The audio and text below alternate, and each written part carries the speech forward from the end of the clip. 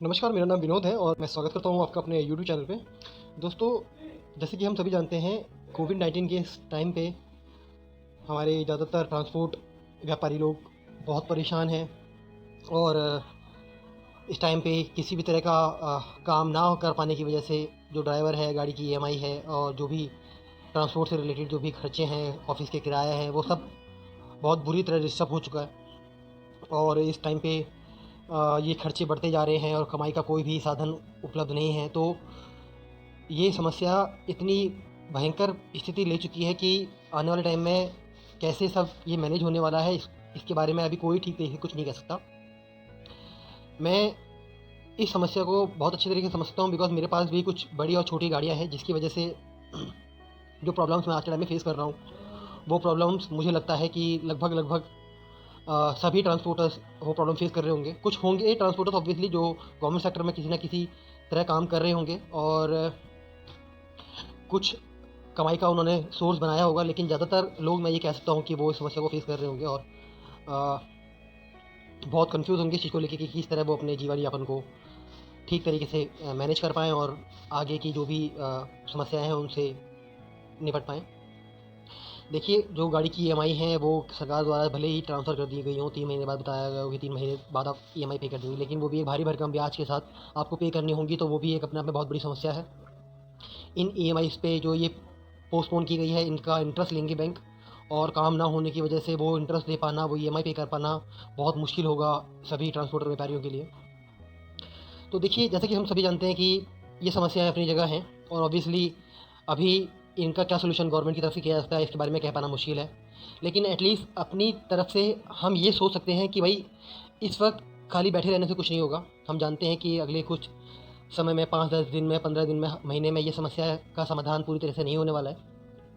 हमको कुछ समय के साथ सँभल कर और कदम से कदम मिलाकर इस समस्या के साथ ही अपने व्यापार को सँभालना होगा, ताकि हम अपनी रोज़मर्रा की ज़रूरतें और अपने व्यापार को सँभाल पाएँ।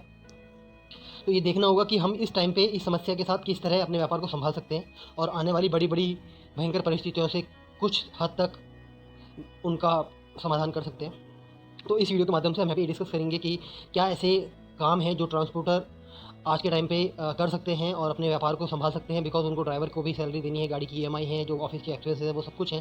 तो किसी तरह अपने व्यापार को रन अप में लेके आके किस तरह वो कुछ थोड़ी बहुत अर्निंग कर सकते हैं, उनके क्या समाधान है, क्या ऐसे बिज़नेसेस हैं जो आज के टाइम पे किए जा सकते हैं, बिकॉज़ जो भी कंस्ट्रक्शन से रिलेटेड जो भी नॉन एसेंशियल गुड्स हैं, उनसे रिलेटेड जो भी ट्रांसपोर्टर काम कर रहे थे, वो आज के टाइम पे बहुत चिंतित हैं ये देखते हुए कि वो किस तरह अपने व्यापार को सँभालें और अपने घर की परिस्थितियों को सँभालें। तो हम कोशिश करेंगे यहाँ पे ये कुछ समाधान निकाल पाएँ कि वो सभी नॉन एसेंशियल वाले जो ट्रांसपोर्ट के व्यापारी हैं, वो किस तरह एसेंशियल गुड्स को एक स्थान से दूसरे स्थान पे ले आके इन परिस्थितियों में अपने बिज़नेस को और अपने परिवार को सँभाल सकते हैं, ताकि इन समस्याओं से काफ़ी हद तक लड़ा जा सके।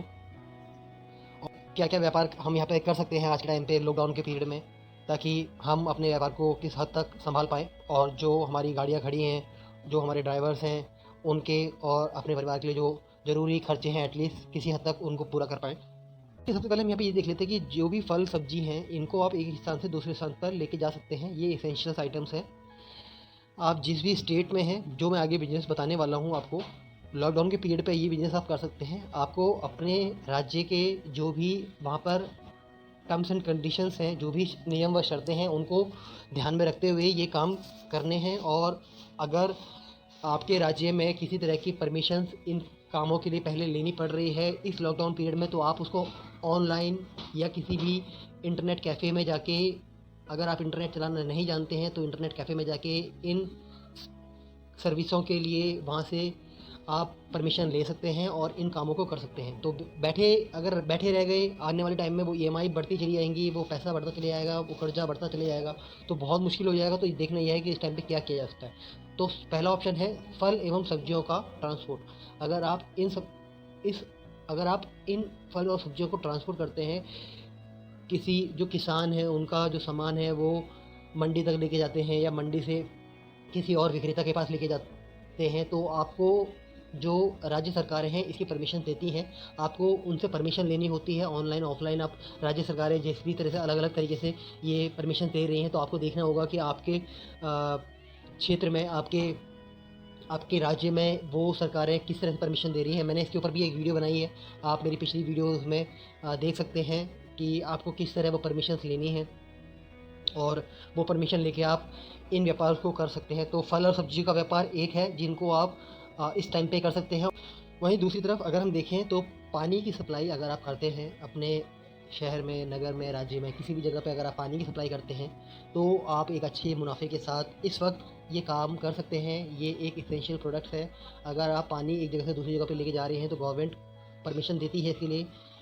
ठीक उसी तरह आपको ऑनलाइन ऑफलाइन अपने राज्य की नियम व शर्तों के हिसाब से ये सर्विस देनी है। तो आपको देखना होगा कि ये परमिशंस कैसे मिल रही हैं। वो आप परमिशन लेके आप पानी की सप्लाई एक जगह से दूसरी जगह पे कर सकते हैं। सेटअप है पानी के प्लांट का, आप उनसे कांटेक्ट कर सकते हैं और अपनी गाड़ी को वहाँ पे लगा के पानी की सप्लाई एक जगह से दूसरी जगह पे कर सकते हैं। तीसरा प्रोडक्ट देखिए, हमारे पास यहाँ पे दूध का है। आप दूध के प्रोडक्ट को एक जगह से दूसरी जगह पे भेज के यहाँ पे अपनी सर्विस दे सकते हैं।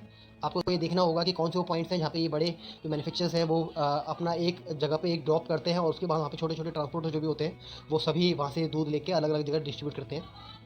तो आपको यहाँ पे सबसे पहले ये देखना होगा कि वो ड्रॉप्स पॉइंट कौन से हैं और आप किन किन जगहों पे दूध की सप्लाई कर सकते हो। आपको दुकानदार से कांटेक्ट करना होगा, देखना होगा कि कौन कौन सी ऐसी जगह हैं जहाँ पे आप दूध की सप्लाई दे सकते हो। आपको उनको बोलना होगा कि आप उनको सप्लाई देने वाले हैं, क्योंकि वो दुकानदार भी आज के टाइम पे बहुत प्रॉब्लम फेस कर रहे हैं, उन तक दूध की सप्लाई नहीं पहुँच पा रही है। तो आपको ऐसे एरिया देखने होंगे जहाँ पे आपका जो दूध आप देने वाले हैं, बेचने वाले हैं, वो आसानी से वो ले लें और आप अपने सर्विस को यहाँ पे एक अच्छे तरीके से पूरा कर पाएँ और अपने बिजनेस को ठीक से चालू रख पाएँ। क्योंकि इस वक्त अगर आप इन सर्विसेज को यूज़ स्टार्ट करते हैं, इन सर्विस के ऊपर काम करना शुरू करते हैं, तो लॉकडाउन के पीरियड में भी आपको ये करना आसान रहेगा और आपका बिज़नेस किसी लेवल तक ऑपरेट होना शुरू हो जाएगा।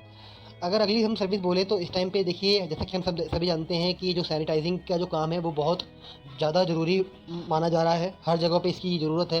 तो अगर आप केमिकल को लेके अपनी गाड़ी में किसी जगह पे जाके सैनिटाइजिंग की सर्विस देते हैं और सरकार से या प्राइवेट कंपनियों से कांटेक्ट करते हैं कि भाई हम सैनिटाइज़ कर सकते हैं, तो आप अपनी गाड़ियों में जिस तरह से मैंने फ़ोटो में यहाँ पे दिखा रहा हूँ, इस तरह से आप फ़ोटो में इस तरह से आप एक टैंक में या किसी बड़े से डिब्बे में जो सैनिटाइज़र जो केमिकल है उसको कैरी करके अलग अलग जगहों पे सैनिटाइजेशन का काम कर सकते हैं।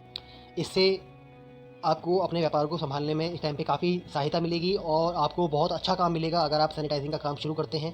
तो इस टाइम पे इस काम की बहुत ज़रूरत है मार्केट में और सरकारी एवं प्राइवेट हर सेक्टर में इसकी बहुत डिमांड है। तो आपको देखना होगा कि कैसे आप इस केमिकल का प्रबंध करें और छोटे मोटे जो इक्विपमेंट्स हैं, इन इक्विपमेंट्स का प्रबंध करके आप इस काम को शुरू कर सकते हैं। वहीं दूसरी तरफ अगर आप अपने व्हीकल से खाना इधर से उधर पहुंचाने का काम कर सकते हैं, तो ये भी अपने आप में एक बहुत आवश्यक चीज़ मानी जा रही है आज के टाइम पे। क्योंकि बहुत से सरकारी संस्थान, जो एनजीओज़ हैं, जो प्राइवेट काफ़ी लोग हैं ऐसे जो इस टाइम पे ऐसी कमर्शियल व्हीकल्स को देख रहे हैं जो खाना एक जगह से दूसरी जगह पहुंचा सकें। उन लोगों के लिए जो ज़रूरतमंद हैं, जो मज़दूर हैं इस वक्त, जो भूखे हैं, जो सड़कों पे जो इस वक्त लोग बैठे हैं, वो लोगों को कैसे यहाँ पे खाना मिल सकता है। तो उसके लिए कमर्शियल व्हीकल्स का यहाँ पे इस्तेमाल किया जा रहा है और अलग अलग तरीके से वहाँ पे खाना मुहैया कराया जा रहा है। तो सरकारी और प्राइवेट काफ़ी ऐसे सेक्टर्स में ऐसे लोग हैं जिनको इस वक्त कमर्शियल व्हीकल्स की रिक्वायरमेंट है, ताकि खाना एक जगह से दूसरी जगह पे उन ज़रूरतमंद लोगों तक पहुंचाया जा सके जिसको इसकी आवश्यकता है। तो आप इस समय ऐसे अपने व्हीकल्स का यूज़ करके भी ये काम कर सकते हैं और अपनी सर्विसेज दे सकते हैं। ऑब्वियसली आप थोड़ा कम पैसा भी लेके एक सहायता भी कर सकते हैं उन लोगों के लिए जो इस वक्त ज़रूरतमंद है और अपने नियमित रूप से अपने ड्राइवर के लिए, अपने व्हीकल्स के लिए जो ज़रूरी चीज़ें हैं, जो ज़रूरी पैसा है, वो भी एकत्रित कर सकते हैं। तो दोस्तों, ये कुछ उपाय हैं जो लॉकडाउन के टाइम पे आप जिन पे आप काम करके कुछ हद तक अपने इस समय में अपने व्यापार को संभाल सकते हैं और आने वाले भयंकर दुष्परिणामों से बच सकते हैं। क्योंकि देखना ये बहुत ज़रूरी है इस वक्त कि इस समय पर ये सोचना ज़रूरी है कि किस तरह किसी न किसी तरह अपने काम को आगे बढ़ाया जाए और जैसी भी सिचुएशन है उस सिचुएशन में कैसे काम किया जाए, क्या-क्या ऐसे संसाधन हैं जिनको ध्यान में रखते हुए अभी काम किया जा सकता है, ताकि अपने और अपने परिवार के लिए जो भी ज़रूरत की चीज़ें हैं वो पूरी की जा सकें। तो आशा करता हूँ कि ये वीडियो आपको एक सहायता करेगी एक आगे अपने व्यापार के लिए कुछ प्लान करने में और इन उपायों के माध्यम से कुछ अपने व्यापार को आगे बढ़ा पाएँगे। अगर कोई भी आपको आपके ट्रांसपोर्ट से रिलेटेड कोई भी समस्या है, परेशानी है, तो प्लीज़ आप मुझे मेरे कमेंट सेक्शन में बताइए। तो चलिए दोस्तों, इस वीडियो में फ़िलहाल इतना ही। मैं आशा करता हूँ कि ये जानकारी आपके लिए यूज़फुल रही होगी। मैं मिलता हूँ आपको एक नई इन्फॉर्मेशन के साथ एक नई वीडियो में। तब तक के लिए बहुत बहुत धन्यवाद। Bye bye.